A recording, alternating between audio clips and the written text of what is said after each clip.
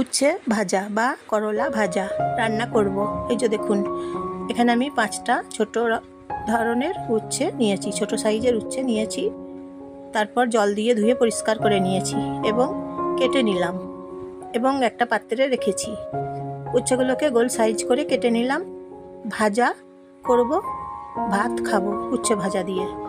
হলুদ, নুন, লবণ, হলুদ এখন দিয়েছি, মেখে নেব এবং আমি উচ্ছে ভাজা করে নেব। এখন কালো জিরে দিচ্ছি, সর্ষের তেল দেবো।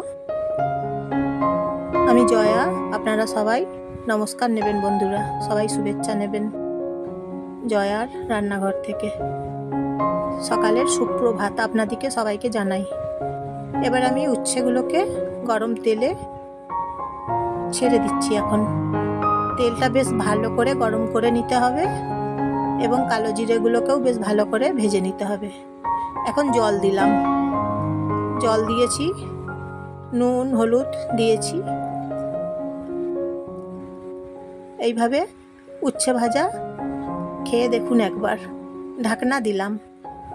খুব সুন্দর ধরনের উচ্ছে ভাজা, গরম ভাতের সঙ্গে খুব ভালো লাগছে, একবার খেয়ে দেখুন। এই যে দেখুন, উচ্ছে ভাজা এইভাবে রান্না করছি। তাহলে বন্ধুরা একটা লাইক করে দেবেন এবং একটা সাবস্ক্রাইব করে দেবেন। উচ্ছে ভাজা কেমন হয়েছে, করলা ভাজা কেমন হয়েছে বলবেন। একবার গরম ভাতের সঙ্গে একটু খেয়ে দেখুন, দারুণ। তাহলে কমেন্ট করে জানাবেন এবং সবাইকে শেয়ার করে দেবেন, প্রচুর সবাইকে শেয়ার করে দেবেন, বন্ধুদের সবাইকে শেয়ার করে দেবেন। এইভাবে উচ্ছে ভাজা রান্না করে দুর্দান্ত স্বাদের। এই যে দেখুন হয়ে গেছে। অন্য একটা পাত্রে এখন রেখে দিলাম উচ্ছে ভাজাগুলোকে, হয়ে গেছে। তাহলে আজকের মতো উচ্ছে ভাজা করলাম।